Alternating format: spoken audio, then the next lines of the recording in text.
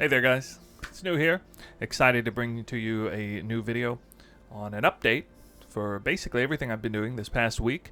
I haven't been on much this time, not because I'm feeling poorly, but because I've been busy, not with work, but with the game. I decided to go ahead and go through with my major gear transition spec build to Tornado Shot.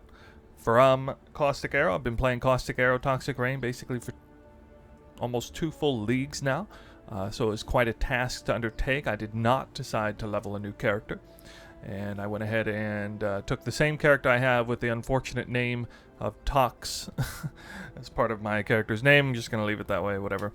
I don't really see any reason to level a new character because this character should be...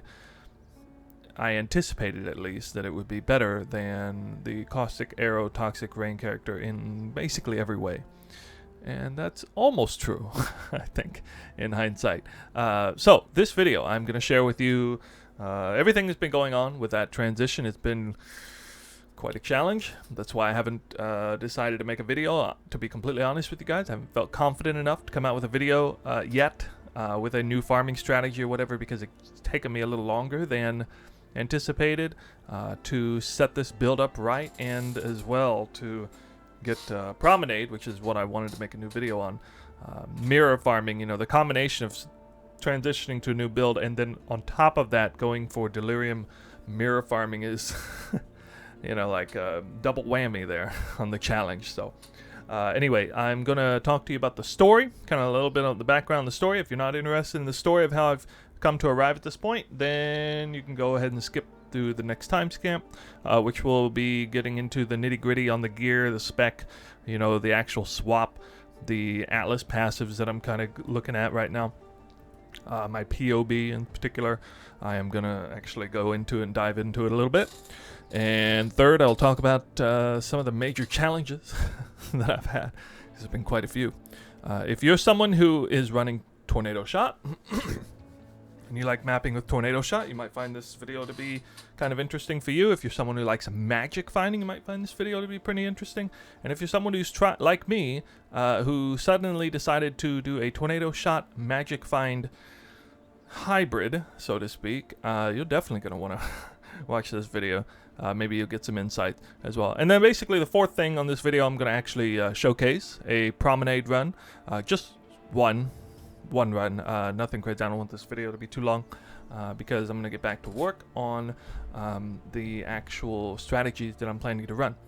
So, to the top, the story basically. So it goes like this. I've really only played basically 2 specs since I started playing a full year ago.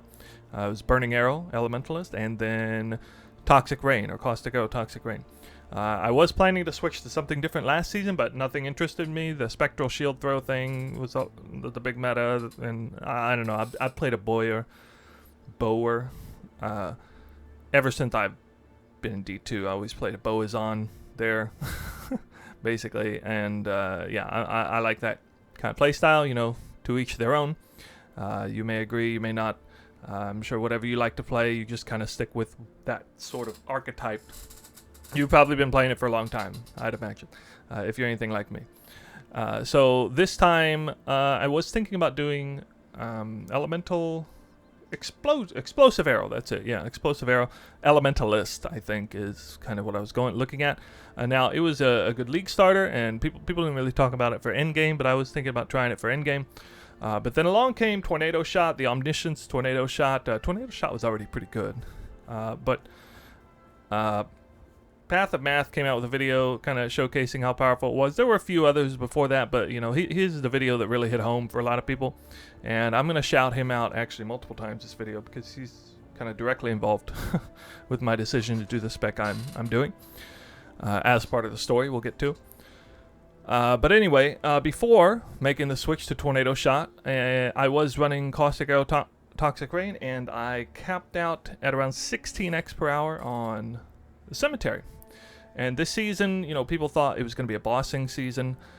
Turned out to be a mapping season, I guess, because there's so much making so much currency mapping, and everything's cheaper too. Like almost everything is cheaper as far as mapping. So it's simultaneously like harder to make a lot of currency because everything's so cheap. The supplies are cheap, but then also like try to sell stuff you find, it's also extra cheap. So the fact that I'm able to pull, you know, the kind of currency per hour that I was earning even with Nemesis 4 farming in seasons back, you know, really proud of that. So that's kind of my new gold standard now. Cemetery 16x per hour is what I can do, what I know I'm capable of doing, sustaining that kind of currency. And so I was thinking, you know, the tornado shot in the back of my mind, I don't know, what am I going to do with it? Bossing, mapping, all of the above? I don't know. I found a Mage Blood like 3 or 4 weeks ago. I was like, well, okay, you know, I'll use a Mage Blood for the first time ever.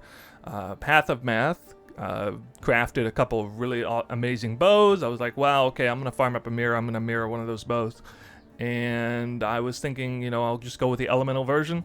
But I knew in the back of my mind that if you want to commit to mapping, then you should probably go physical to cold conversion, because that is what synergizes terrifically with like headhunter buffs and stuff, which means you would be going headhunter, which means that would be a little bit of a different strategy. And I did opt eventually for the latter. So I have decided to go with phys to cold conversion, anomalous tornado shot, the rest of my cold conversions on the Watcher's Eye, and with the headhunter, and I'm basically all in on mapping because it's just so fun. It's just so fun, like making all that currency per hour, and then, you know, like kind of pushing that limit, seeing what I can do. And I know I can do a lot more now, which we'll get into when I talk a little bit more about the gear and the challenges and some of the results I've had already.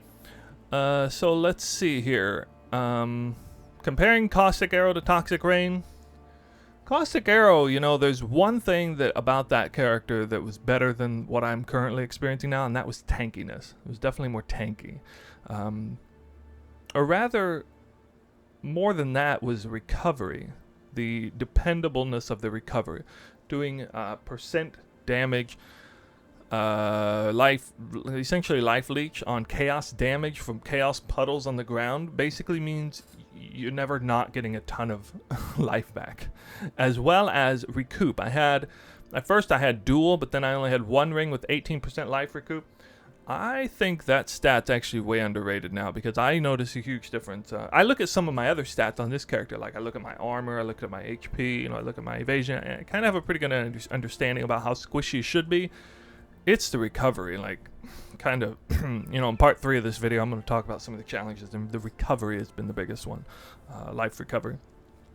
So, attacking instantly makes recovery way more challenging, automatically way more challenging, because it's not consistent, so you have to actually attack to get life back. Now, leech does, you know, whatever, you attack and then you leech for a period of time, but once your life cap, you know what I mean, you take a big hit and then, you know, you got to shoot again to get any recovery back. So it's not like that when you're playing Caustic Arrow. You just basically, you could have a puddle that is still hitting 5 monsters somewhere 4 screens away, and you're still getting a bunch of life back from that alone.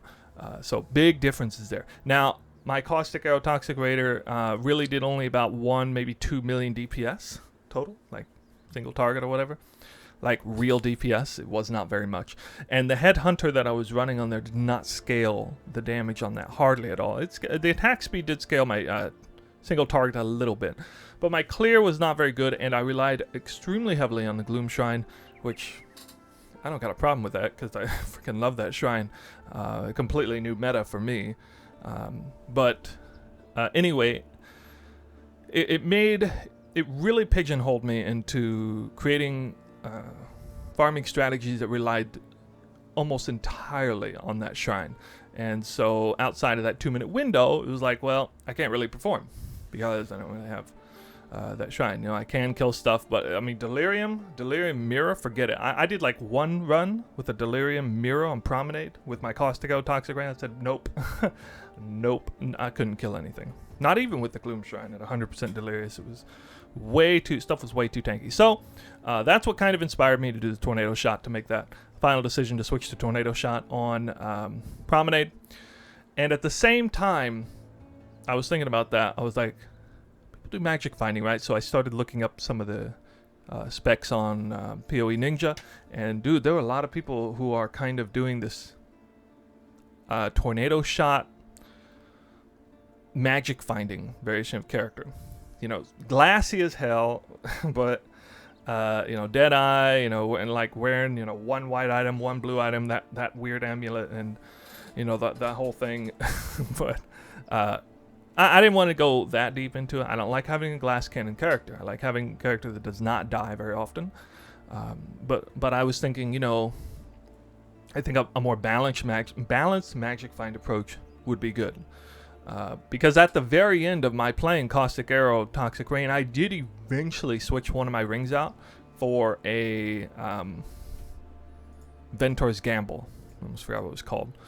So I did technically run a tiny bit of magic find on my gear for a really short period of time, and that too sort of, I realized, you know what, if my character was like, did way more damage than he does now, and was maybe a little bit squishier, I could run like 4 or 5 magic find pieces of gear, and I could totally get away with that, and I would find way more stuff in way less time if I could like kill faster and have like 50% more extra quantity via gear. I mean, that would be stupendous if I could do that. And so that was kind of my goal. That was sort of where I drew the line. I was like, all right, I'm going to figure out a way to get something like 50% more quantity of items, and I'm going to figure out a way to do more damage than I did, a lot more damage, and I'm going to try to, in some way, not be way squishier than I was. That was the big challenge right there. So handling Promenade, deli mirror farming, I did a lot of testing in the beginning. It didn't go very well. I eventually got my character to a point where I can do deli mirror on Promenade with relative ease if I run it a specific way, and that way is fast. Run it really fast. So if I go into the 100% delirious section of that map with like 50 headhunter buffs, with a gloom shrine especially, everything just melts. It just melts completely. But if I run into that with no gloom shrine and like 0 headhunter buffs, I sometimes edge out on that, but usually I'll die in that situation because I just don't quite have enough damage and survivability and recovery and all that to handle that still. And I don't think I can. I don't think there's any way I can do that unless I completely sacrifice the magic find edge. But I don't want to, because I know that there's a balance to be found there, and I think that I can push that. For example, if I were to take this character I have right now and I ran Cemetery, I've already done a little bit of tinkering around the Cemetery. I know for a fact I can run it faster, like significantly faster. And I would find, on the whole, I'd probably find about 25% more stuff. 25% more brother stashes, 25% more uniques, 25% more currency, exalted orbs, everything. So I'm thinking that's probably a 20x an hour strat now for me. Now, I will test that, of course, at some point. We'll do 100 maps or 200 maps or whatever, again, at a later date. But I'm focused on Promenade right now. Yeah, so let's get into the kind of the gear that I'm working with here. This is kind of part 2 of the video with the gear. Okay, so I did go ahead and mirror Path of Math's bow. I consulted him directly with this. I did message him because I said, hey, I'm interested in mirroring one of your 2 bows. I'm interested in making a Magic Find hybrid bower class. Before I committed to this, I wanted to consult with somebody who's an actual expert at this game. And knowing he's an actual expert, he said definitively, oh, dude, you should pick this bow and go Tornado Shot. I said, well, what about Lightning Arrow? What about Lightning Strike? Do people do that? Because I know, nice, like Lightning Arrow, that's the old thing. Tornado Shot's where it's at with Omniscience. If you're going to run Omniscience at all, even with like hybrid Magic Find gear, this Headhunter with this bow is what you should do. And so that's what I'm doing. And I believe him, absolutely. It's gone over pretty well. There's quite a few challenges to it, but in the end, I'm seeing the light at the end of the tunnel. And you can see this bow is absolutely outrageous. He said it, I think he made a whole video on this. It cost him something like 5x to make this, or 5 mirrors rather, to make this bow. And it cost me 1 mirror and 50x to do it. Now, interesting story to give him an even bigger shout out. When I went to mirror this bow, I I'd actually seen the video and I completely forgotten that there was a 50x surcharge on this, because I knew his other bow there was no surcharge, it was just a tip. And I just completely blanked out on the tip and everything. I mean, I was going to give it to him or whatever, but the point is, I had liquidated all my stuff and had basically only the mirror, so I couldn't even tip properly. I felt really bad about it. I was like, hey, and he had already mirrored the bow, and he had it in the trade window. I said, oh my god, dude, I totally forgot. And you need the 50x. I can get it to you. And I said, just keep the bow for now. I'll get it to you in the next 3 hours or whatever. And he said, you know what? Actually, I probably don't even, it's not even that big of a deal. So he literally, for a second, gave me the bow. Because, you know, I was being cordial about it. He was being cordial about it. That was not acceptable to me. I wasn't going to take that bow without paying the fee. I mean, the fee is there. It's there for a reason. Otherwise, guys like him don't have a reason to craft stuff like this. So I came back to him a few hours later, and I did end up giving him stuff. So he was happy about that, and you know, it was great. So honestly, I probably would have done the same thing as him in his situation, and I did what I thought was the best thing. So it worked out really well. So I'm glad he reacted the way he did, and I was able to do what I needed to do to pay him back properly. So that was all good there. So the bow is there. This is the most expensive item, hands down, most expensive item here. It cost me 1 mirror and 50x, and I tipped him 10 more x actually, so 60x for his patience, so to speak. Second most expensive item is this quiver. Now this is so expensive because the base with a reasonably high eye level bow attacks, fire, additional arrow, quiver, and synthesis modifier is about 100x, at least 1 week ago. And that's 100x base, just straight up. Now, I crafted this. I wanted dexterity instead of crit multi. Now, I would like crit multi. It would be nice. But the fact of the matter is, before I had this quiver, I was actually below resistance cap. I couldn't even, well, I had a Venter's Gamble for a second. I was only at 800 or 900 omniscience or something like that. So it was just too much. I was like, all right, I don't have a single piece of gear that has a stat roll on it. As far as a rare piece of gear. I mean, as you can see, I don't have any rare pieces of gear except the bow and the quiver. So, you know, actually the bow does have stats on it now that I forgot about that. But I was like, you know what? I need the dex more because I actually need the resistance, and the omniscience is so low that honestly the elemental penetration that I'm going to get from this amount of stats is probably going to be even better anyway than crit multi. Maybe. I didn't actually do the math on it. But anyway, I went that route, and then I did kind of the classic craft on this. I should probably make a crafting video on this quiver. Basically, you start with the... you got to get bow attacks with fire and additional arrow while rolling deafening essences of sorrow. You get the open suffix. That's actually a pretty annoying part. Then your suffixes are done. You craft cannot roll attack modifiers, and you just go to town on reforge keep suffix. That way until you get basically a high life roll and a high damage with bow skills roll, and then kind of figure out what you want to do with the last slot. So for me, actually this item is only item level 81. An item level 86 would be required to get the tier 1% damage with bows. That base was worth a mirror, so I'm not doing that. But I did get this is the highest tier roll on increased damage with bow skills, and I got tier 3 life, and I said, you know what, I don't really like tier 3 life. I wasn't going to settle for anything less than tier 2, but I decided in the moment, given what I'm working with here, you know what I'll do? This bow will be absolutely satisfying if I actually hit the Isling Slam on the 1 in 3 chance. And I did hit it. And not only did I hit it, I got the mod I wanted more than anything else, because I knew that tankiness is going to be an issue on this character. I was going to get a way more value out of 400 armor and evasion than I was ever going to get out of, I don't know, a few more damage with attack skills. Even if it was physical tier 1, I'd probably still prefer the armor and evasion roll, because it's massive, especially paired with you're going to see in my skills, I'm running the whole shebang. We're talking determination, grace, defiance banner, anomalous defiance banner, granite flask, everything. So getting pure armor and evasion anywhere I can is massively compounding my defense. So I'm super happy with this bow. I mean this quiver, and if I were to estimate, I guess it'd be worth about. If that was a crit multi-roll, this thing would be worth like 200x at least. But since it's only a dex roll, probably about 150x.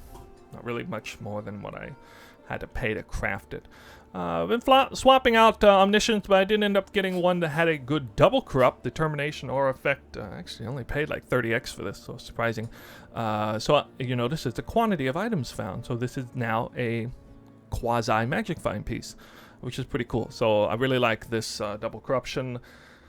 I'd rather have hatred or effect because it's just so powerful, but determination or effect, obviously. Very, very good.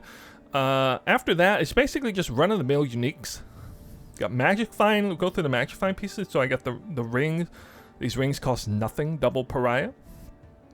Gold worm with endurance charges. I am running endurance charge style build. I do think I am a big believer in this for bower classes especially. Out of the three major guard skills, I like Immortal Call the best. That's what I like. Even if I'm running high armor, I still like it better. If I'm using an evasion-based character anyway, with the because of this interaction, I really love the interaction between Immortal Call and Darasol's Defiance, as well as like Worm Sign is really nice because I get the Rampage out of it that way too. Super awesome, this sort of three-way combo. I loved it with Caustic Arrow, Toxic Rain. There's really no reason not to do it with this character. I decided, I don't think literally anybody else, whether they're using, like, whether they're mapping, bossing, whether they're full DPS, whether they're hybrid Magic Find, I don't think there's a single other Tornado Shot character who uses Darasol's Defiance. I can make a case for it pretty easily. I mean, if I had the double corrupt I wanted, which is like the next upgrade I need, if I had like 50% increased damage with attacks and, I don't know, either +2 projectile gems or +1 max res or minus 50% less damage taken from crits, one of the really good ones like that, that's basically worth 2 T1 slots right there. This armor and evasion roll is worth 2 premium prefixes. This is an enormous amount of armor and evasion. The life roll is like worth a benchcraft. 100% increase onslaught effect, or 93% for that matter, is basically like 19% increased movement speed and attack speed. That's basically 3 tier 1 affixes. Just that one right there. Also, endurance charge on kill. Now that's offset by you lose your endurance charges when you get hit, but 100% chance getting endurance charge on kill is stupid good. Especially with like Immortal Call and how that all interacts with a mapper. And then I don't even get any value out of the physical attacks damage, leeches life, or the onslaught, gain onslaught. When you gain onslaught for 5 seconds. I don't even get any value out of that. This item is still essentially like 7 tier 1 affixes in my opinion. The way it works for this build. So I absolutely love this armor, and I know there's a lot of really great armors with the new Eldritch influence, and especially with like, what is it? The forgetting it, the Breach Ring chest. Forgetting the name of it off the top of my head. Anyway, yeah, with the 100% global increase amount of, obviously, yeah, I guess like a mirror tier chest is probably gonna outstrip this on it, but it won't in a sense because I can't get the movement speed I would want on it with that. So anyway, we got Gold Worm here with the endurance charge. I have 4 max endurance charges, again super nice with Darasol's Defiance as well as Immortal Call. That whole thing works out. This is 55% increased quantity found on items and 0% rarity. I know I'm not running rarity. I do have rarity on Gold Flask. I was running double rarity on the flask, but I decided to swap out of that because the problem was, well, as you can see, 27,000 armor, or whatever it was, Anyway, now 34,000 armor. Without that suffix, it's only 25,000. So I go from like 25,000 to 34,000 armor just for the suffix on this flask. And that's because I have like tons of flat armor and I have a ton of percent more armor, but I don't have hardly any percent increased armor on gear because I'm in the bower class, so I don't get any passive points for percent increase armor. So I'm severely lacking in percent increased armor, so I get huge value out of it, essentially, because I'm lacking in it so much. So I have tons of percent increase evasion because I'm bower and I'm in the ranger side of the passive tree. Which is why if you throw in grace, which for a second I wasn't even running grace, actually I was running purity of the one with sentinel purity thing. Anyway, increases percent more physical damage. Totally terrible idea. I definitely needed to get grace on there because part of the problem with the whole immortal call and duracell defiance, you have to have a fairly high amount of evasion for this to work properly, because you don't want to get hit so often that you're not even getting endurance charges between the times you get hit. So there you go. So that's basically the gear. Oh yeah, the goal. Sure, I forgot about the goal. So I'm still running the goal. I could be running something else. You know what? I like the goal primarily. I like it for two major reasons. Interaction with the Gloom Shrine is one, and then I like it for the movement speed I get. Part of the reason I'm able to do maps so fast is because I just run faster than everybody else because I'm using the shrine nodes in the map. I get lesser acceleration shrine, and I get major acceleration shrines in the map, and I just fly through the map because of it. Even when I'm looting, even when I'm not killing anything, I still fly through the map. And that's part of the reason I have 94% increased movement speed. Now with my Caustic Arrow character, I actually had 151% increased movement speed. So I did have to sacrifice some movement speed on this character to get it running right. Now, I should point out that most people doing this build are running a Deadeye, not a Raider. So I'm running a Raider mainly for the movement speed, actually. And it's interactions with acceleration shrine and stuff. So if you have high raw movement speed, then you get compounded effects out of your acceleration shrines, because they are their own separate multipliers. And that's just really good for me. So flasks here. Oh yeah, Taste of Hate. Definitely an amazing it behooves me to know why anyone would run particularly a phys-to-cold conversion tornado shot build and not run this flask. This is the best. This flask is even better than Dying Sun in my opinion, like all things considered. Enormous amount of defense there with 20% less cold damage taken, 15% physical damage from his taken as cold, 30% chance to avoid the cold or chilled ailments, which I am actually making use of the chilled side on that. And then, you know, Fizz as extra cold is like one of the best stats you can possibly have on this character. So that's stupid good. Now, obviously, Dying Sun is amazing for mapping. So, you know, that goes without saying. Two additional projectiles. Again, I was running double rarity, but I have to have reduced effective curse on one of my pieces because with an alchemist flask, and 20% increased flask effect, I have almost 100% reduced effective curses on me throughout the entire map. So I have to have this roll somewhere in one of my curses. So I did have it on my armor, but then I realized I was leaving 10,000 armor on the table by not having this suffix, so I decided to move it over. Now I could sacrifice the movement speed on my Quicksilver flask. No. Not gonna do that. Movement speed is essentially the most important stat in the game, as far as I'm concerned, with ultra high speed mapping. Particularly, you know, when you don't have a ton of headhunter buffs and you're like running around picking up loot, it's super, super valuable. So that's it on the flasks. That's basically it on the gear. I think we gotta get into some of the gems here. Let me kind of follow along my notes here. Yeah. So the spec. Right. I'm gonna open up the POB here in a second. First, I'll just go ahead and open this. Now this will be linked as well. Here is the spec. Okay, so this is gonna look. There's actually fair bit of variation with the tornado shot, but the biggest variation is always around what people do with this cluster here. So some people don't even use this cluster at all. Some people use it without a medium cluster. Some people use it with a medium cluster only. And a lot of people, especially if they're not going the full cluster down here, what they're doing is they're going up here and running Lion's Eye and then getting like these points up here, which I don't think there's a lot of value in that. I really don't. I would like to have an extra frenzy charge. And one of these masteries is like really good. Where is it? Critical strikes have culling strike would be pretty good.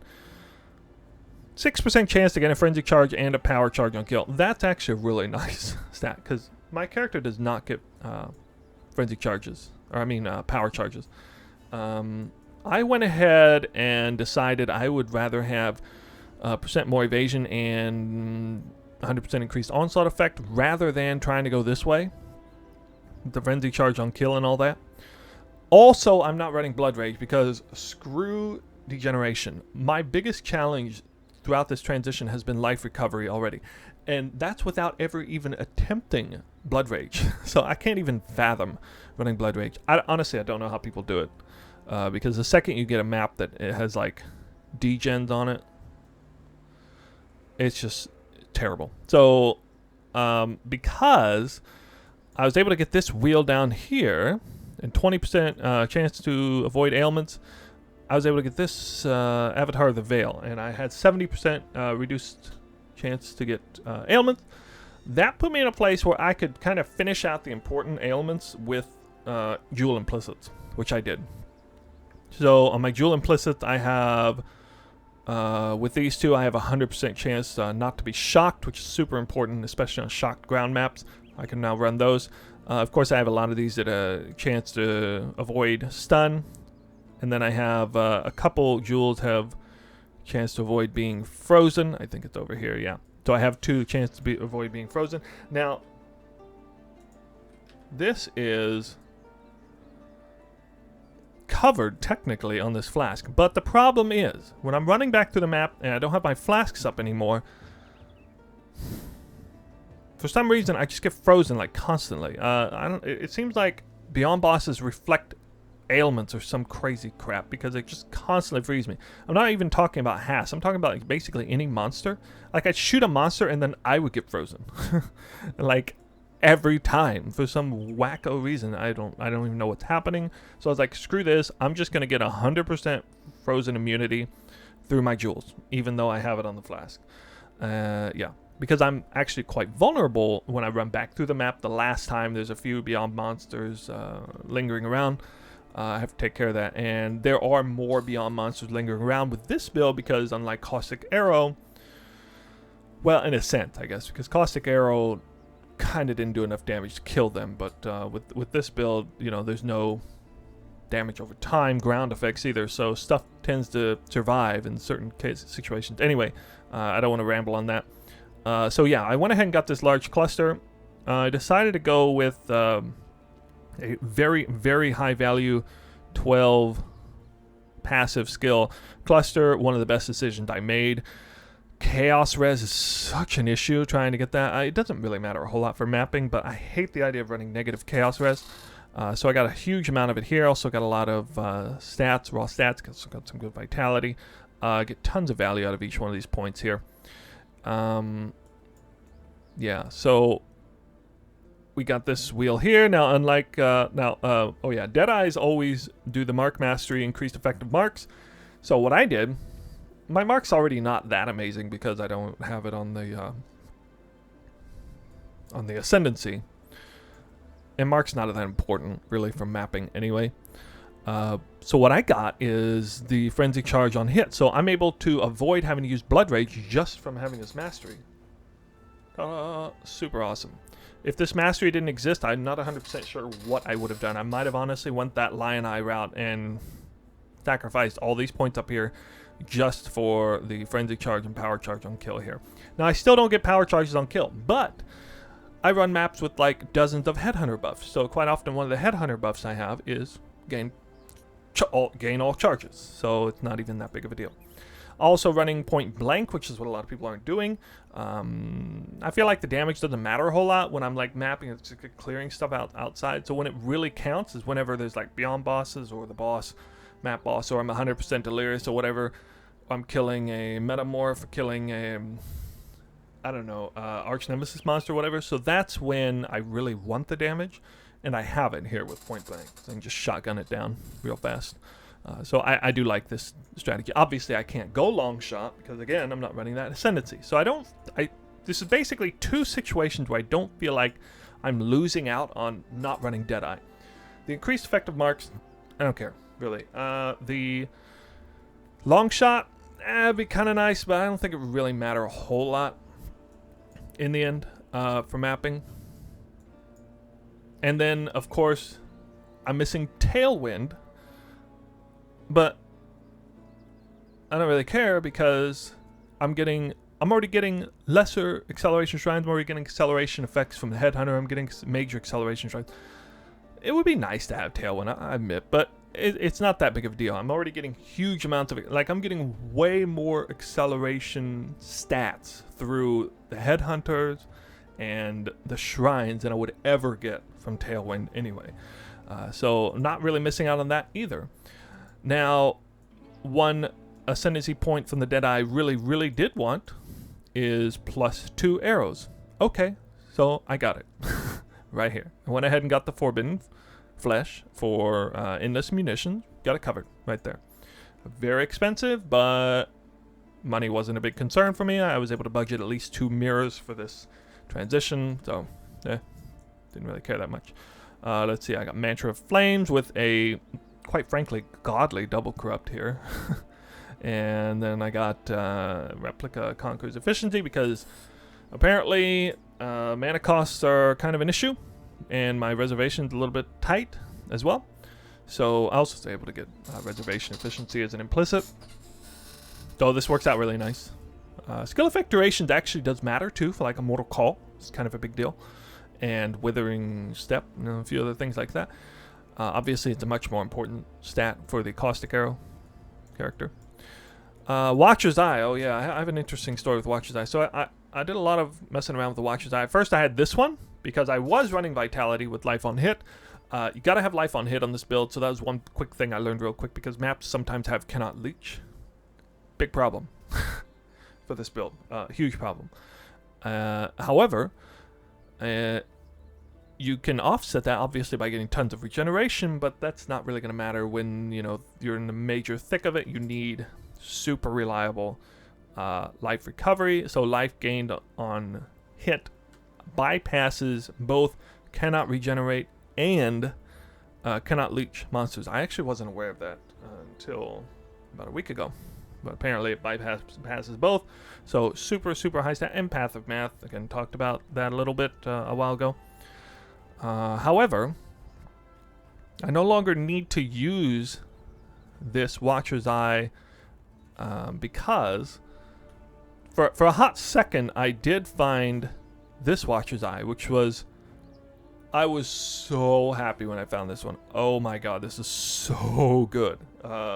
This thing is worth at least a mirror in the back of my mind. Like, honestly, like if I wanted to run Vitality for this thing is like, it's basically the 3 best stats on the Watcher's Eye that I would personally want. Now, obviously, I'm like the only one who would want those 3 stats. So I've got this for like 30x, which is crazy. Absolutely crazy that I only had to pay. I think it was 35x for this. Stupid good. I actually rolled it up perfect, at least on the major modifiers. So, but, unfortunately, or fortunately, I no longer need life gained on hit while affected by Vitality. I had an issue with reservation. I really need to, and I had an issue with gem slots too. Even with double pariah, everybody plays Tornado Shot, especially with Ballista setup, knows that you're kind of gem slot starved on here, depending on your link. So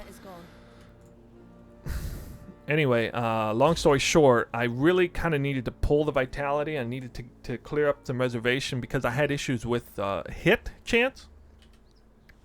So I got this Anomalous Precision level 22 sitting in the Pariah. Gives me exactly 100% chance to hit. It's amazing. The fact, and I was like, dude, okay, I gotta pull the vitality. I gotta get that off there because I can't even fit a level 1 vitality in here. I don't have the mana reservation for it, and there's apparently no easy way to get it. So even, you know, the last thing I did was get this implicit on this jewel, and it was so tight on there. But it's perfect now because my Mortal Call costs 36 mana. I have 39 mana reserved, and you know, surprisingly, the 40% or 60% increased mana regen on these boots does a lot of work for this build. It is surprisingly useful. Because, you know, there's kind of a line, and it really helps you get over that hill as far as sustaining mana. Now, I do have Mana Leech, of course, because it's over here somewhere. Yeah, right over here. Very, very good stat to have.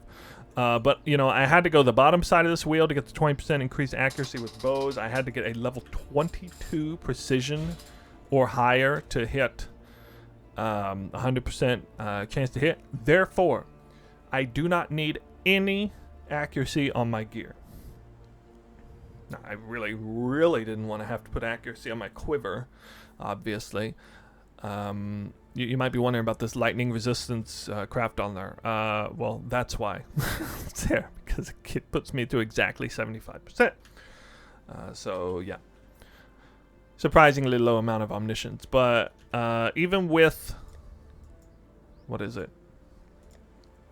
Exactly 1,000 omniscience, and therefore 100% elemental damage penetration, that still, you know, that still puts me well under the resistance cap. However, I get a little bit from the helm, I get a little bit from the boots, and I get nothing from the lightning side of it, so that's why I craft that on there, and it works out nice. So again, a nice, you can kind of see how this, hopefully you can kind of see how all this is, sort of came together like a very, very well-tied knot.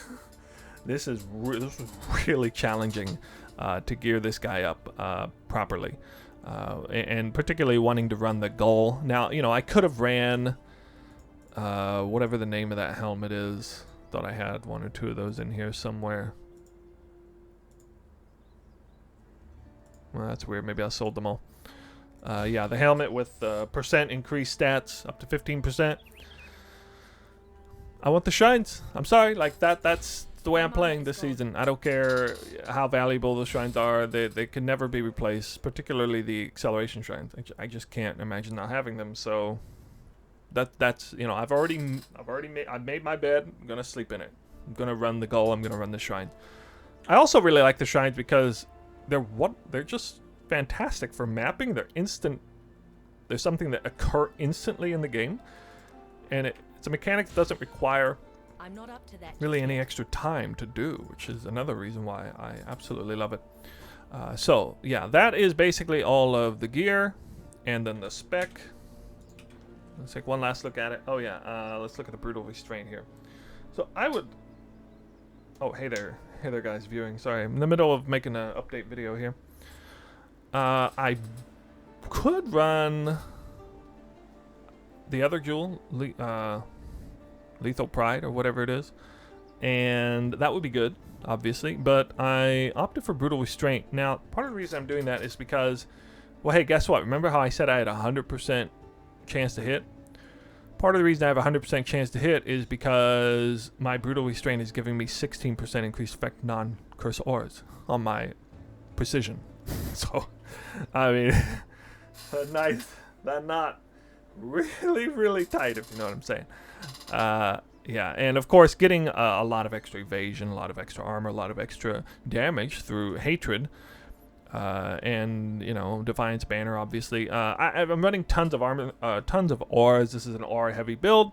I think any build worth its salt these days is going to be a fairly aura-heavy build. So, in my opinion, brutal restraint is a little bit more valuable than people letting it on to believe.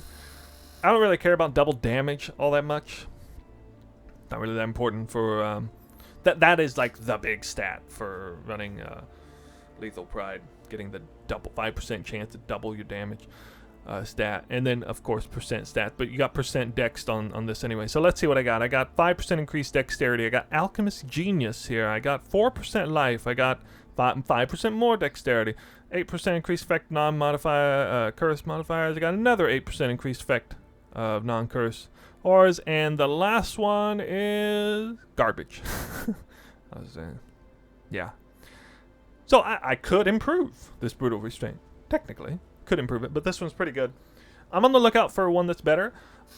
This thing would be almost perfect if, like, for example, if this particular one, instead of being garbage, was like another 8% increased effect of auras. Oh my god. Or hell, even just like 5% increased movement speed. That's another thing about brutal restraint. I can get 5% increased movement speed too. Would not be a bad way to go to try to boost up the movement speed there. So with that in mind, I do have a lot of movement speed on the wheels. I made a few decisions that most other tornado shots do not make. For example, this little wheel right here, this wheel down here, more movement speed there, and there's another one up here, but I can't get to it, and there's another one here. And I was running these up here for a minute, but I decided to go ahead and run medium clusters in here just for the extra damage. Now I actually am running double damage. I'm somewhat regretting this a little bit, but went ahead and committed to it. I already got it. The implicit on there, this is terrific roll, is 5% chaos, 4% attributes, essentially perfect stats on a medium cluster jewel. This one I think is 4/4, yeah. So if I might replace this one first. 1% damage recoup on mana is actually really important. You need to have at least one of these rolls. Honestly, I think 2 would probably feel a little better. When you get mapped where you cannot regen, the only way you can even get mana at all is to take a few hits, and then you can kind of start, snowballing yourself into the map pretty well that way. So yeah, then of course I'm running this up here. Obviously, everyone's going to run that. Some of the life nodes here. So yeah, I kind of skipped out on some of the nodes up here. Some people sometimes run. Some people go up here for the lion eye. Not doing that. I decided to favor the bottom side and get as much bang for my buck on the clusters that I could. Again, it's really tight on the gearing. I almost had to make a hard decision and pull one of these medium clusters to put something else somewhere. I was running these right here, but I was able to get 3 points back and put them in here. This is why I don't have to run my vitality, because I'm actually surprised nobody ever puts points in here. I never see anybody with a build putting points right here. It's just right here. It's only, you don't have to go out of your way to get it. This is 15% life gained on hit for 3 points. Not to mention a ton of life leech as well. I don't know why people don't put it. Now the masteries are pretty junk, unfortunately, but anyway, it's still really good. So I was able to get that. I couldn't do it before because I had to put my very last few points in here for the spell suppression. I have exactly 102% spell suppression right now. And the reason I have that spell suppression, another great reason to run Raider, 40% spell suppression for free, baby. Got the spell suppression wheel over here, which all the Deadeyes do get that, of course. I would like to have... Oh, yeah. Forgot, I did have to pull this... this hurt a little bit. I'm going to pull this. I was running, obviously was running the mastery. Critical strike chance increased by chance to press spell damage or whatever. I may look into trying to get that back on there. I'm not sure, but I can't right now. But I no longer had to get the spell suppression there because I got it on the Watcher's Eye. Voila! So I was able to swap out the vitality. I really need to do that. That was like the catch-all thing I needed to do. I needed to get rid of vitality, not have blood rage, not have vitality, still somehow get life on hit. I saw these points available here. I started looking for Watcher's Eyes that had spell suppression while affected by grace. Happened to hit a 3 mod, another with a really great third roll, which is 60% increased attack damage while affected by precision. Super good too. This is a terrific one. I eventually hit absolute perfect rolls on it. Unfortunately, at 4% life, I'm kind of triggered by that, but I'm not going to re-roll it because it's literally perfect. I only needed 13% spell suppression actually, but yeah. So that's there. Have to have the perfect cold conversion, because if you check out, what is it? Your anomalous tornado shot here, we get 60% elemental conversion random, and then so you have to cover the other 40%. Most people get it on their gloves, you see. So I could be running Elder Influence gloves or whatever with the Aisling Benchcraft on the prefix and get my percent. That's what a lot of people do. Here's the thing. Rampage. Gotta have it. I don't know, some people would disagree with me. I think you gotta have it. Gotta have Rampage if you're gonna be mapping. I spend most of my killing time at 1,000 stacks of Rampage. That means I have 50% increased movement speed and 200% increased damage. Granted, it's additive, but think about what that stat's worth. So essentially, Rampage by itself is worth like 9 tier 1 affixes. Some crazy number, you know. So in my mind, you have to have it, especially since movement speed is so valuable already. I basically feel like I gotta have it. Now, for a hot second here, I'll talk about some of the challenges here, but I was running Biscos and doing a belt swap. And that got old really fast. I decided I'm not going to do that. I'm not up to that just So, yet. yeah. Let's move on. Let's see. Next on the agenda. Oh, yeah. Atlas. So, you guys already know my Atlas from before. This is going to look fairly familiar. Now I'm doing Delirium. Instead of having a few points down here, they go up top this way. Putting Delirium on the mirror via Sexton. I went ahead and got these over here. I think these points here are basically worthless. I don't think they're worth 4 points to get whatever this is. It's not worth it. Unless you have 4 points, you got literally nothing better to do with them or whatever. So my core build for Delirium mirror farming was shrines. All, you know, quantity, as much quantity wheels as I could. All of the increased effect modifiers on map, which is actually something most people are not doing for Delirium mirror farming and Promenade. Most people do not have this, at least from the videos I saw. I'm not really sure why. Then yeah, so Breach only requires a grand total of 3 points, or maybe 4 points, to get a huge amount of value out of Breach. Total no-brainer. Get Breach. Abyss only requires 6 points to get a huge amount of value out of Abyss. Both Breach and Abyss do not require Sextant, synergized to be worth a lot. So my core was Abyss and Breach. However, I have issues with Abyss, especially on Promenade. Its pathing is super stupid sometimes, and it really slows me down. Start losing headhunter buffs because I'm chasing this stupid thing around. I can't just abandon it completely. I can't just wait for it to do its thing, like run away and then come back kill it, because the map is linear. So a Breach is already a little bit of a challenge in that sense, but Abyss, it was just driving me nuts. And recently I've been trying some farms without Abyss. I may go back to it and try to just kind of deal with it, I guess. Because quite frankly, Abyss is amazing. Like, it does give tons of monsters. I see a lot of patient cards drop out of it. Those monsters are like way more than I do Harbinger. But anyway, yeah, so Breach, Beyond, Shrines are the absolute core, and then secondary core is like Abyss, maybe basically some combination of Strongbox, Harbinger, Abyss, 2 of the above of Strongbox, Harbinger, Abyss, or Legion, I should say. Yeah, Legion. I was trying Legion. That was actually kind of fun. So out of those 4, Strongbox, Harbinger, Legion, and Abyss, I select 2 to with whatever I'm doing. I basically tested tons of the combinations out there. So again, every single time I had Beyond, Breach, and Shrines, and then I've just been I've pretty much tested every possible combination of those other 4, and what I've arrived at, probably for what I'm doing, because of how I'm running the map, Strongbox is really good. It helps extend the duration of the Delirium mirror without pausing the mirror. It's actually super important for how I'm doing the strat. And of course, it's amazing for divination card farming with the increased quantity.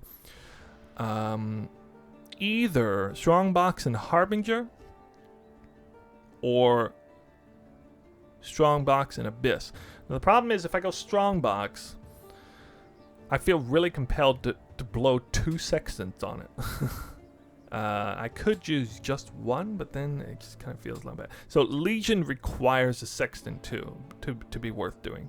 So you need the Scarab and the sextant. Abyss does not require sextant. So Abyss and Strongbox is actually a really nice combination. But I am testing Harbinger at the time.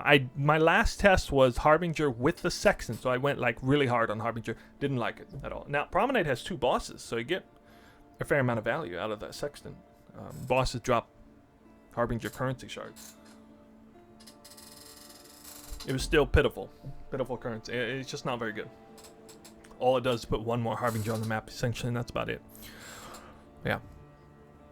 So depending on the build I'm doing, I may have to sacrifice some of the quantity wheel as well. Maybe even this, I really don't want to sacrifice that. I'm sacrificing one of these 4% increase stacked simulacrum splinters here, but I was running Alva too. I didn't mention this, but I'm not even running Alva now, and I'll explain later on why I'm not doing that. Now there will be a variation of Promenade farming that I definitely will, like more juiced up, more spending a little more time in the map. But I'm trying my best because I'm running shrines. I'm trying to like speed run Promenade mirror, deli mirror, and it's really hard, really hard to do. So it's not going to be a highly replicable strat. It's going to be way more challenging than the cemetery farm I was doing.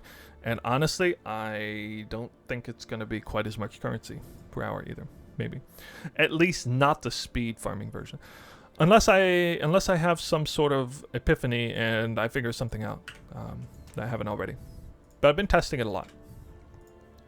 I've been testing, for like a couple hours almost the entire week before I made this video. So I wanted to wait until I had everything good. So this video is obviously going to be very long.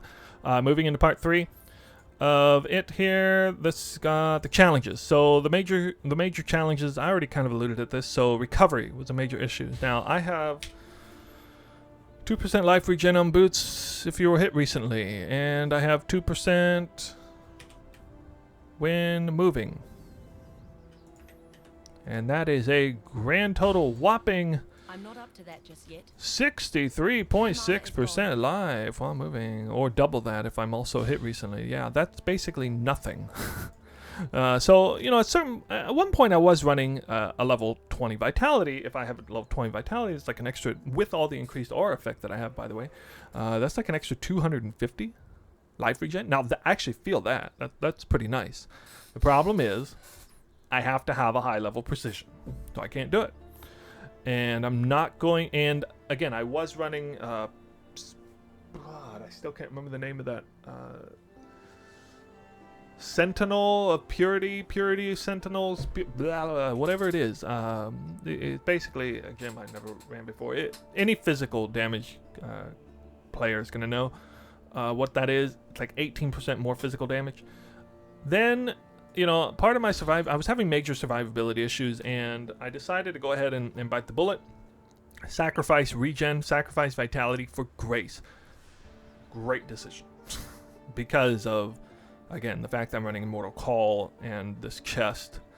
You have to have a certain amount of evasion to hit that. So without grace, my evasion is, let me see it, 53%.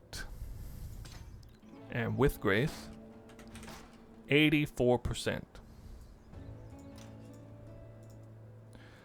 And if I were to choose and run grace with, sorry, wrong one. If I were to run a grace with just the alchemist flask with no suffix, 89%. That's a big difference, actually. If 84 to 89%, I mean, basically I'm only getting her hit, I'm evading an extra 1/3 of those attacks going from that, just wearing this flask. So I could, if I really wanted to, completely sacrifice rarity and go that. But at the present time, I don't feel like I need that extra boost on the evasion. I probably would notice in a big way, honestly. But even in Promenade, even in 100% delirium, I'm not dying so often that I feel like it's going to make a huge difference. Honestly, I feel like most of my deaths are from being hit over and over and over again from spells anyway. That's through all the spell suppression. Oh, by the way, with all this flex effect, so let's see. So total amount of quantity on items, 20, 35, 50, 55. And total amount of rarity, 40. So again, if I had double on the flask, I'd have 80. Now for a second, for a hot moment, I was doing this. Pretty cool. Pretty cool. So this makes your Rampage also have 66% rarity. So that's kind of big. Kind of big. So that's a lot more rarity, and then also 10% increase extra quantity. But doing this over and over again at the beginning of the map, and then if I die in the middle of the map, it's like, and then like, it's just, no. Nope, not doing it. Totally not worth it. Quality of life is too valuable.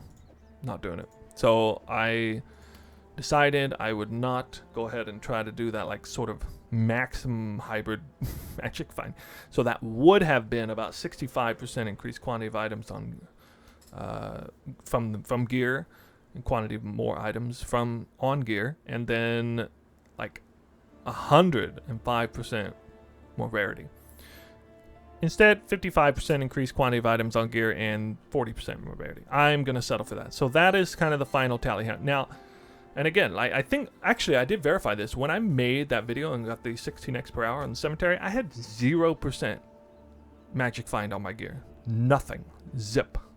So, getting an extra 55% on gear, again, I said this earlier, I think this is going to be about 25% more currency per hour on average, which is freaking amazing. So, we'll test that later. For now, I finally got the recovery issues ironed out. Got 15 life on hit. Good enough.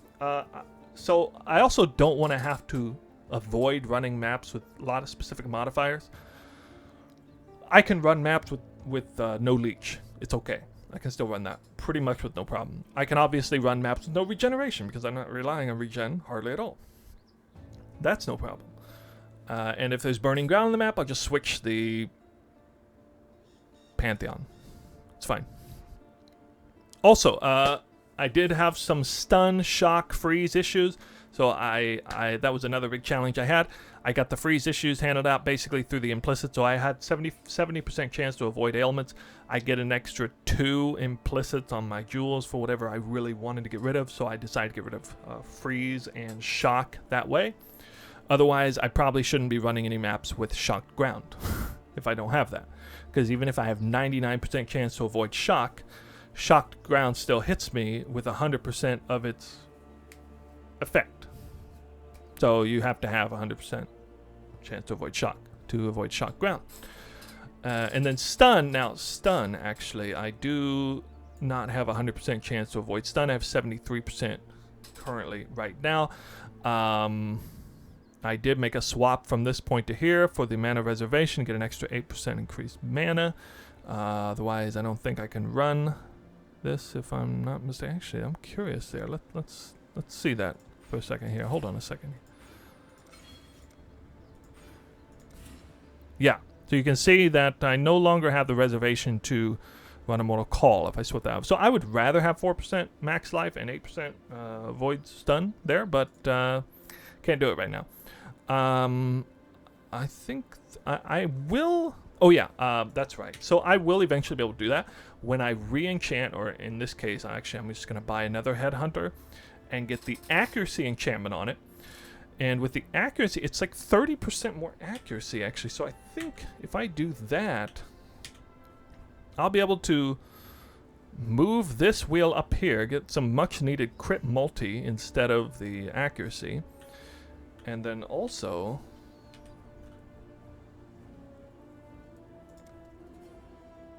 I will be able to swap this point back over and get a little bit more life. 3,251 life, 3,179 life. Little unfortunate. So yeah, a couple of big sacrifices to my gear. One of the biggest ones, obviously. My Caustic Arrow Toxic Rain Raider had 4,500 life, I think. And this guy has 2/3 of that. So there's that. Also, no Ghost Shroud. I had Ghost Shroud on the other guy. This one does not. So way less max life, but actually have more armor and evasion on this character than I had on the previous one. I think that's right. Definitely more evasion. And I still have max all res. But what one res, also another major sacrifice here was chaos res. So before I had 64% chaos res, only 15% now. Honestly, I don't think it's a huge deal. On Delirium, when the monsters die, they shoot this nuke at you. It is a chaos-based damage nuke. It's on death effect, and it has a long air travel time, and it doesn't follow you. It just hits wherever you were standing at the time the monster died. I almost never get hit by that because I'm running everywhere at all times. So that's basically the only significant form of chaos damage that I might take. Everything else chaos damage is damage over time, which I don't really care about that because, you know, I'm either going to get one shot or I'm not going to get one shot. That's basically how this game works, as you all know. Yeah. So there we go. It has all come together pretty nicely. Yeah. So, yeah. Low invest clear times. Too slow. Yeah. I forgot what I meant when I wrote that in there. So running Promenade has been a really tricky thing for me. If I run Alva, for example, just running Alva means there's no way I can get through the map in 2 minutes. Not possible. Or 3 minutes even, because I have so again, if I'm running these shrines, I'm trying to like consolidate my shrines for the end of the map when I get to 100% delirious, so I have the greatest chance of killing everything easily and not dying. That doesn't really work very well if I'm running Alva on the map. There's some ways I can counteract. I can like skip Alva, go back and do it again later, and you know, I'll work on that a little bit. But I really don't like how long the map takes when I run Alva.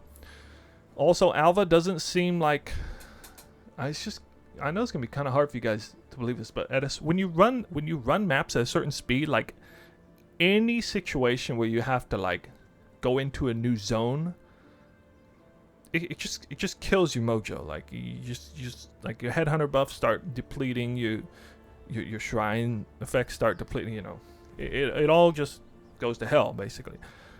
I don't even do harvest anymore. I don't do harvest because I don't want to go into a new zone. I actually, even when I was playing my Caustic Arrow guy, I would skip every Alva and I would skip every harvest because it's literally not worth it, because whatever I find in there on average is not going to be worth the time lost from clearing the map and clearing it more efficiently, because I had more headhunter buffs that kept snowballing up and everything from running the map faster.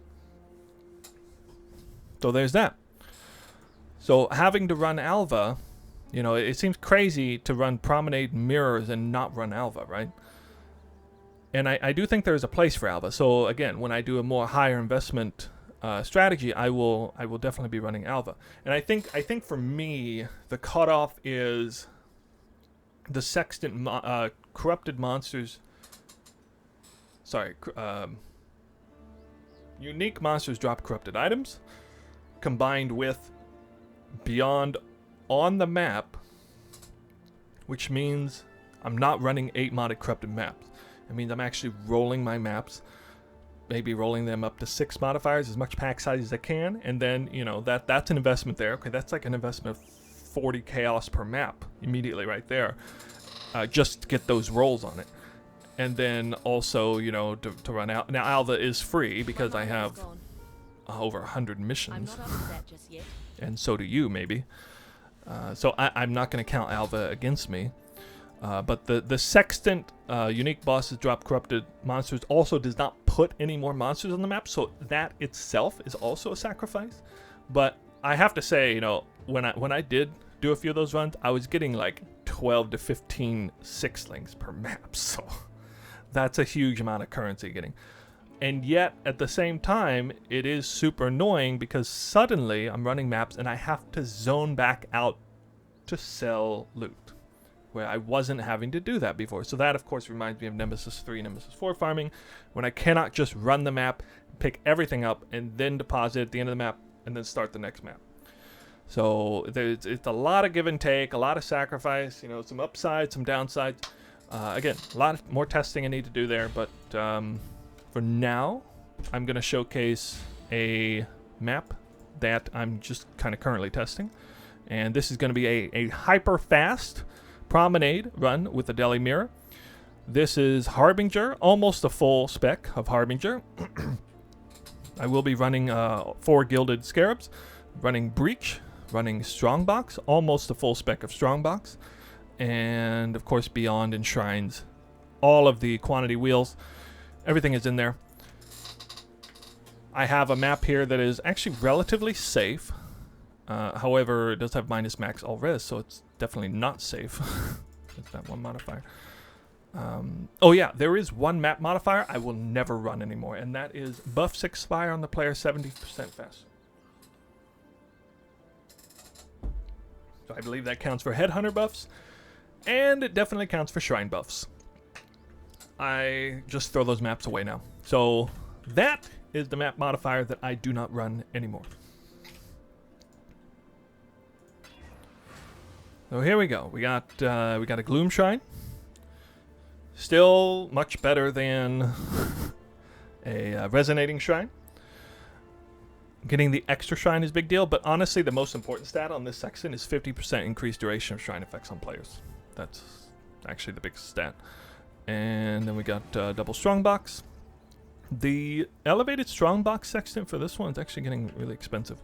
So it may not seem like a great sextant choice, just 2 extra Strongbox. Well, I am saving 1 Atlas passive, or in this case 2 actually, because I no longer need tamper-proof. And again, this is primarily a divination card farm because we're getting Dying Anguish as well as the patient card. And in case you were curious, you can see that I've been a busy bee with currently 200 patient cards, and I only just stopped pulling these out. I decided, I was gonna make this video, so I guess I'll just kind of, for fun, leave all my patient cards in here. I believe I also have. No? Oh yeah, I sold the doctor card actually. That's right.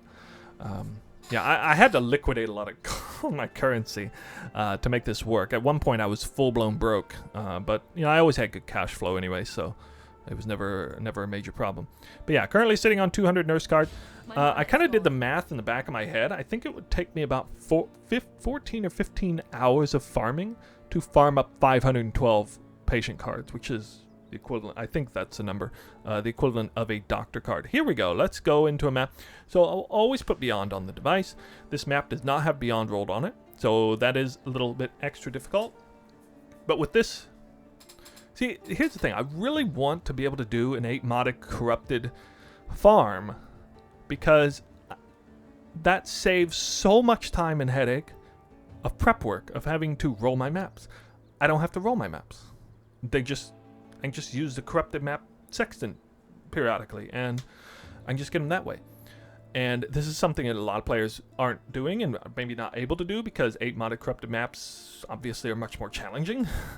They have a lot more modifiers and they're more dangerous, and you also don't get to pick the mods you want on them. So, there is some contention as to just how valuable Beyond on the map is. It is quite valuable, but, at the same time, you're losing on average like 15% monster pack size if you go the uncorrupted route. And then there's some people obviously just running a Delirium Orb on their map. I don't really foresee a possibility where Delirium Orb is better than Delirium Mirror. The Delirium Mirror Sexton is only like 80 or 90 chaos. That's only like 20 to 25 chaos per map. That's almost as cheap as it is to run on the map device when we have it. That's insanely cheap. And I'm definitely finding at least one more patient card than I would be finding if I didn't have Delirium on the map. So Delirium Orb is like 10 chaos. Delirium Mirror is only 20, 25 chaos. Delirium Mirror also has way more monsters than a Delirium Orb. By my estimation, probably 3 times as many monsters spawn on a Delirium Mirror from, you know, Delirium monsters spawning. I think there's about 3 times as many Delirium monsters in a Delirium Mirror than there are on a Delirium Orb. It may only be like twice as many, but it's at least twice as many. So not running Alva. Here we go.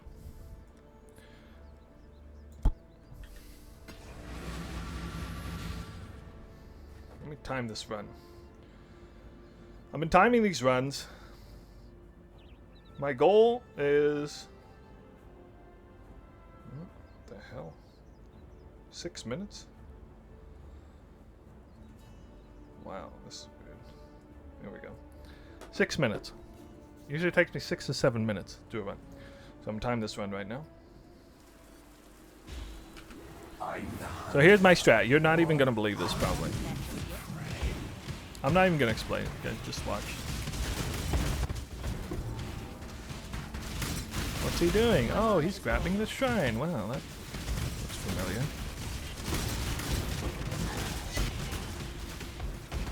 Wait, where's he going? He's skipping the bridge. Just the shrine. Oh no, he's going to run into the Delirium wall. The Delirium's going to not be forward enough, isn't it? Wait, the Delirium is already extended this far? But he's surely outpacing the Delirium Mirror now. Surely. What is this magic? How is this Delirium still affecting all the way out here so fast? What's going on? Getting all the shrines. Opening only shrines and strong boxes. He has 60 Headhunter buffs and a Gloom Shrine and all major shrines, and the boss is dead. And this is 100% Delirious. Welcome to 100% Delirium, my friends. Look how fast everything dies. Pretty good, eh? Now, if I didn't have 50 Headhunter buffs right now... Oh, that's crazy. I'm actually not going to do that for the showcasing. I could go in there, I guess, and clear a little extra stuff. So it's been 1.5 minutes, and I've already done the map. But now, there's a whole bunch of stuff I haven't done, right? I got breaches left. I have tops of the areas.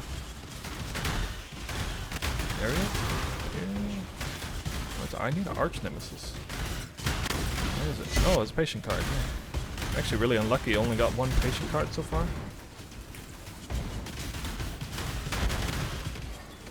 Now, I just killed an Arch Nemesis. There's a very specific reason I just did that Arch Nemesis there. And because it pauses the mirror. I learned recently about, I've been doing a great deal of testing on what extends the mirror, what pauses the mirror. You might have been quite surprised the fact that I was able to just beeline straight to the boss, like, extremely fast, and not run into the edge of the mirror. And it's because I didn't do any mechanics that pause the mirror. That's why I was able to do that. If I had done a breach, if I had done like an abyss, if I had done, you know, other certain things, if I had done a legion, oh, that's stupid. Okay, well, see, sometimes you get one shot or you don't get one shot. I guess that's how it's game.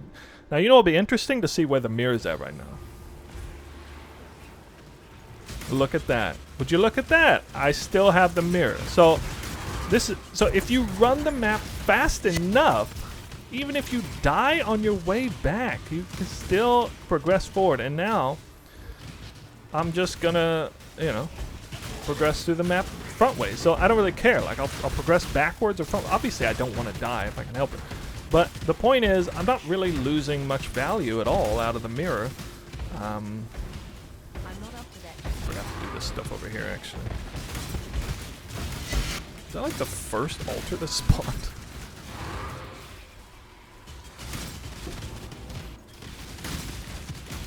Anyway, yeah. So there's only, like, the only major thing to do is breach. So the fact that I only have to really do breach and babysit that's the only thing I gotta kind of slow down a little bit for. And in slowing down, I will go and find the breach, like, you know, white puffs on the ground or whatever. I will, I'll pick up some loot, you know, to try and not waste my time completely, obviously. It's hard to keep my headhunter buffs up though, so that's a bit of a problem. Now, the biggest problem I have is actually the final phase of the map, which is right now. Now, especially in this situation. Now I'm in the middle of the map and I want to start looting. And that's not really where I want to be. I should be at the end of the map. And going towards the end of the map with only one headhunter buff is not conducive either. So it's been 4.5 minutes now. And the issue is that so my plan was to beeline straight for the boss, opening only strong boxes and maybe killing a few harbingers, and then after I kill the boss and clear out the 100% delirious with like tons of headhunter buffs and all the shrine effects and everything, make it like a breeze, then I would come back and go backtrack through the map, doing all the mechanics that pause the mirror, because now I'm going backwards to the map, to the beginning of the map. Well, then you would think I would meet the end of the mirror that way, right? But no, not really. Not if I constantly hit breaches or whatever. 233 splinters, not bad. If I constantly hit the breach splinters... Sorry, missed with that. Breach splinters on my mind. If I constantly hit the breaches, and I kill harbingers, which also extend the mirror, then you will find that again, if you go fast enough, you can go all the way back to the beginning of the map, clearing everything up. And what's kind of cool about this is that because Promenade is otherwise super annoying in that it has like 2 layers on it, you know, you got the upper deck and then you got the bottom deck, and that's super annoying when you're trying to run through it and clear all of it. But if you just go along one deck, go all the way, and then come back the other side, then you're killing fresh new monsters, you're keeping the headhunter buffs alive, and you're keeping yourself, your flasks are up constantly still, which is super important. And then if you make it all the way back and maybe the delirium mirror finally expires at the end, so what? You just cleared the whole map.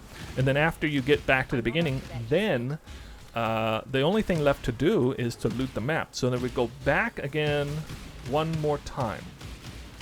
So that's kind of how it works. So you go, it's there, back, and there again. It's basically what it looks like. And I can do a map in about 6 minutes flat doing that, even with all that amount of running.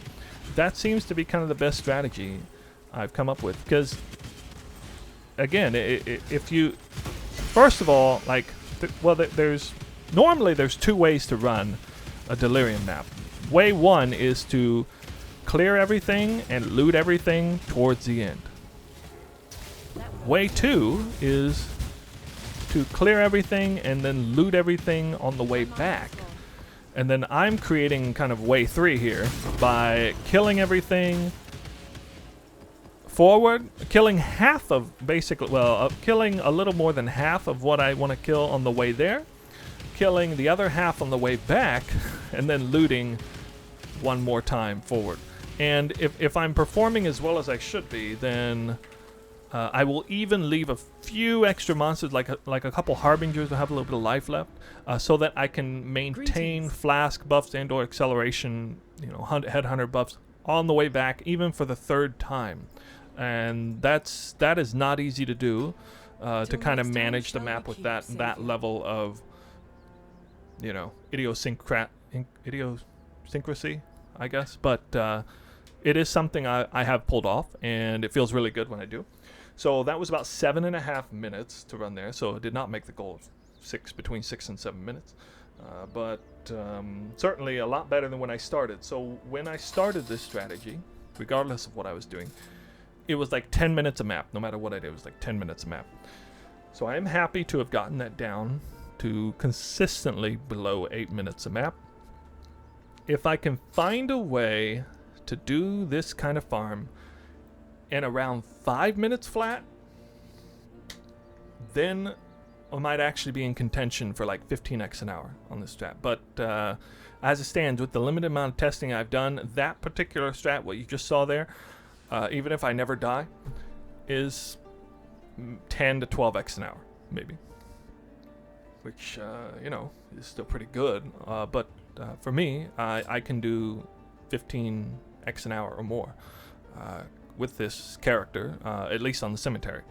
So that's not good enough for what I'm wanting to do. But anyway, we'll do a proper test in the future. I'm going to close out this video now. It's been certainly long enough. Hope you enjoyed everything between the story, the whole process of switching specs. It was a major switch. It's been taking me a whole week of all kinds of theory crafting, learning a new build, practicing it, getting good at it. It's a different play style and completely. All the gearing, going broke, trying to get currency back in, you know, finishing up buying different things, all kinds of different things. New cluster jewels, new spec, new Atlas passive, new map strategy. Yeah, it's a lot of stuff taking, and you know, I'm enjoying every bit of it because it's really I've even lost sleep over it in a good way, so that's how I know when I'm really enjoying a game, when I lose sleep over it. So yeah, this is like, we're a little over halfway through the season. I'm always having a blast halfway through the season. A lot of people turn off or whatever. This is my time to shine, always is for me. So anyway, guys, stay tuned, and I will, as always, keep coming out with more stuff. We're going to test Promenade properly. I'll definitely do at least one major test of sort of speed running Promenade mirror, and we'll definitely do one major test of like whatever I come up with that I think is actually going to be the most currency per hour, which is going to involve unique bosses, drop corrupted items, going to involve Alva missions, you know, that whole thing. So yeah, if you have any questions, leave them comments below. The POB will be down below. My character's profile will be down below. The Atlas, actually no, the Atlas passives will not be down below because I've been switching around all kinds of different things there, but recheck the video if you want to see kind of what I'm going for. Anyway, peace out for now. Thank you for watching.